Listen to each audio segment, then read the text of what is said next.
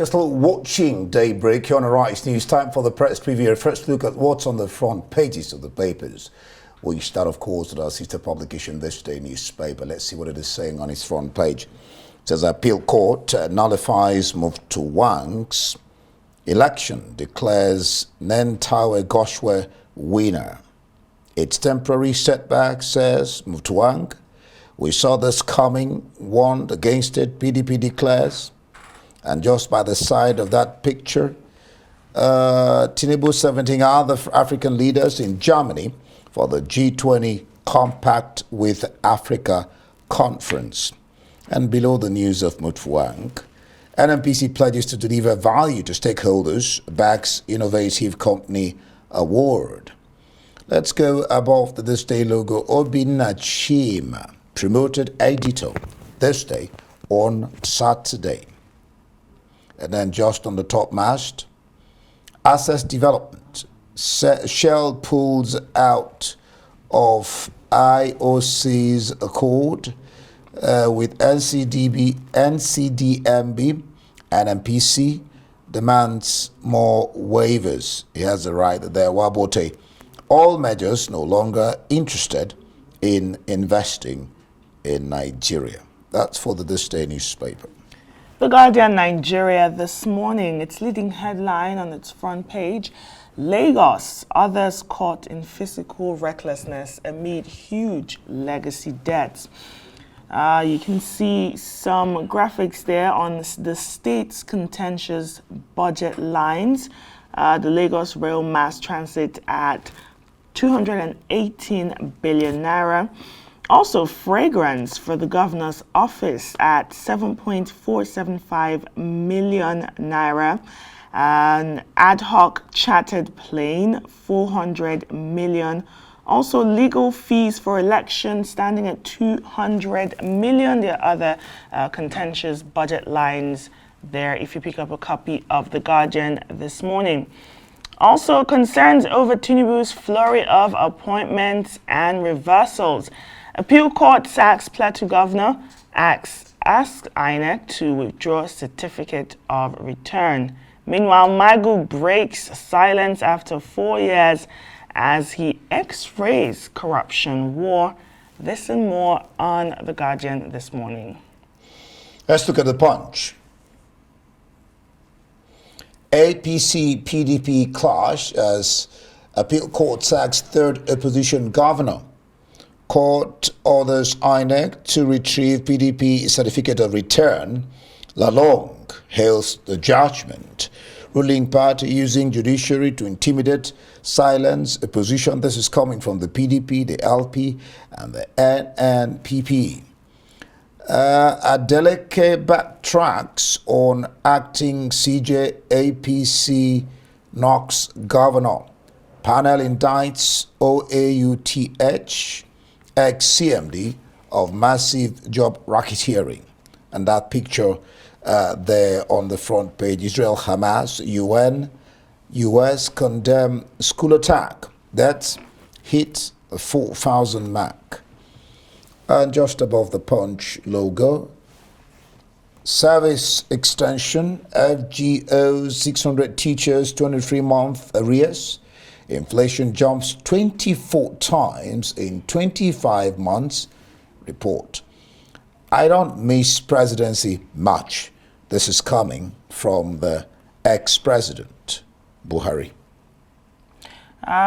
Let's take a look at the New Telegraph this morning. Its leading headline is one of importance coming from lawyers, and they're saying why governors must sign condemned prisoners' death warrants. They say the refusal to do so is worsening prison congestion. The leading photo on the front page of the New Telegraph this morning is that of the Lagos State Governor Babajide Sanwo-Olu and Sky News business anchor Ian King during an interview at the Sky News studio in London. If you want to know what that interview was about, pick up a copy of the New Telegraph. And below there, Appeal Court sacks PDP's Mutfwang as Plateau Governor. A verdict, temporary setback, says Mutfwang. Meanwhile, APC-PDP trade words over purported suspension of the Osun chief judge. APC says Adeleke's action ridicules Osun among other states. Adeleke is saying he did not suspend the Chief Justice. Meanwhile, the CJN will swear in 58 new senior advocates of Nigeria come November 27. This and more on the New Telegraph this morning. For sports-loving watchers of this program, let's turn to sports, Punch Sports Extra, and see what it is saying. One cannot just understand it. Eagles seem to just be playing draws all over the place. 2026 World Cup qualifier. Zimbabwe 1, Nigeria 1. Shame, Eagles. Shame. Forgive us, Iwobi Begs fans. Outcry as Pesero's side bungles another chance against less fancied foes in the 2026 World Cup qualifiers. And just below that, MPFL, our own league here, Aqua Edge, Remo as Domago top. Arsenal target Valencia's Gadorovski. Fernandez happy at Old Trafford. Onana injured. And Haaland will be fit to face Liverpool. Wilder backs Joshua to beat Wallin. Falconets beat Tanzania in under-20 World Cup qualifier. And Pesero bemoans players' energy, whatever that means. Aussies win 6th Cricket World Cup. That's for the Punch Sports Extra. The Daily Independent has a full front page this morning. Let's take a look at some of their headlines.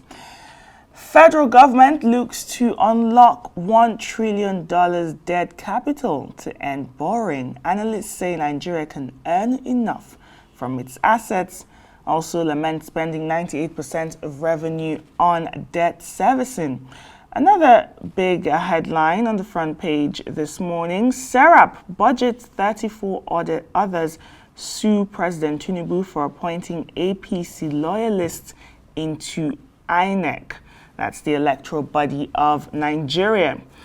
Meanwhile, Israel says 55-meter fortified tunnel found under Gaza's largest hospital, Al-Shifa. Meanwhile, former U.S. First Lady Rosalind Carter dies at age 96. Fuel scarcity looms in Eastern Zone as Ipman moves to withdraw service. And the Aviation Minister Keyamo says Emirates Airline to resume operations to Nigeria soon. How soon, you ask? Pick up a copy of the Daily Independent and read more on that story and others. Let's look at the Tribune.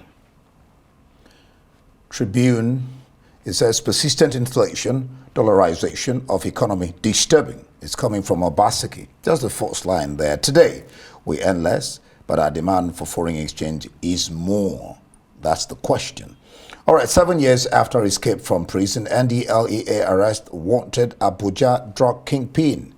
Navy destroys illegal refineries, crude oil in Ondo. Police arrest suspect in murder of Offa Poly student. Osun PDP APC in war of words as Adeleke the governor denies appointing of acting CJ. In 2024, rumbles in Edo State, no zoning formula exists in Edo. Shuaibu, the deputy governor, says he's best prepared to be the next governor. We see how that plays out in Ondo State. CJN to inaugurate 58 new SANs, now 27, as Supreme Court marks new legal year.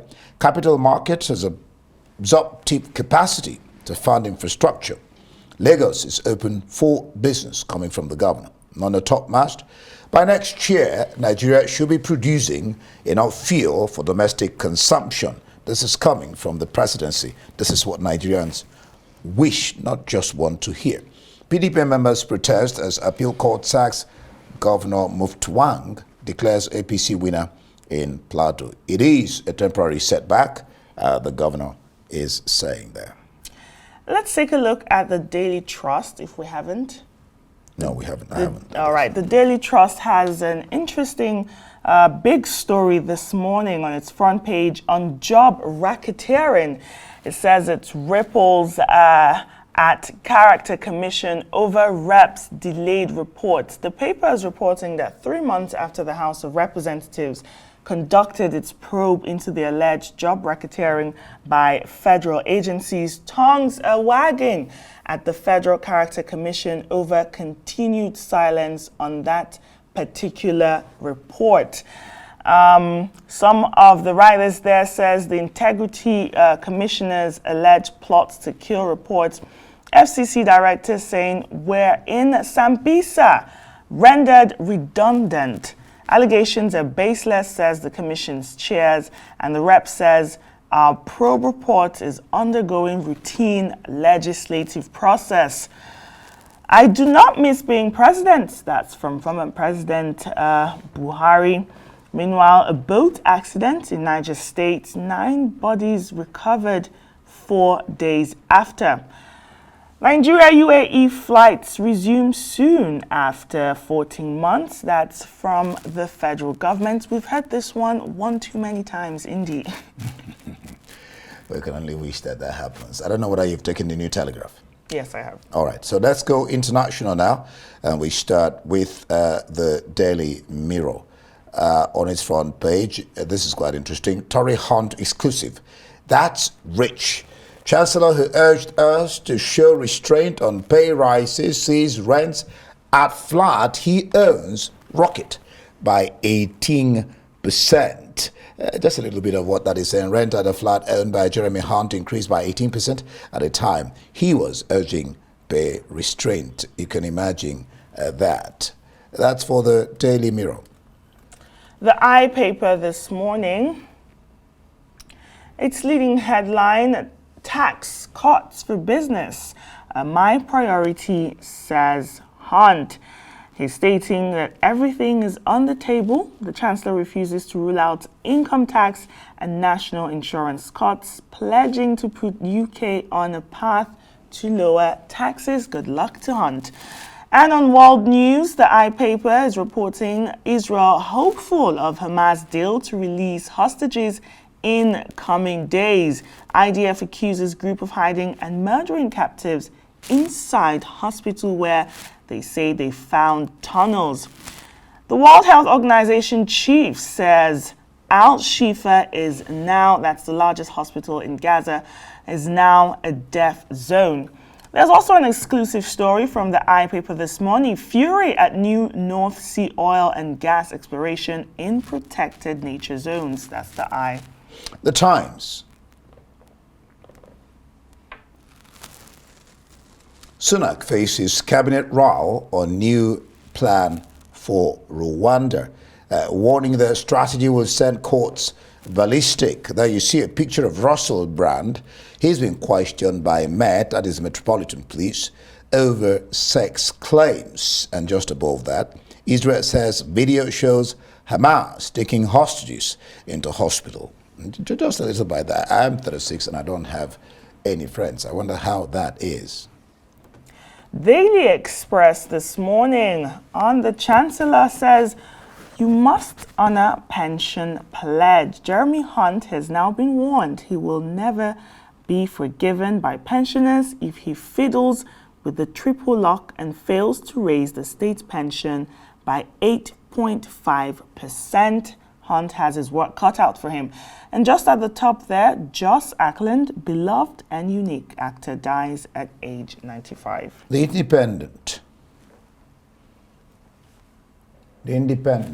16 years in prison for stealing a bike, no hope of release. That's the fate of just one of 3,000 inmates trapped in prison serving indefinite jail terms. As we reveal, 7 held under scrapped imprisonment for public protection orders killed themselves.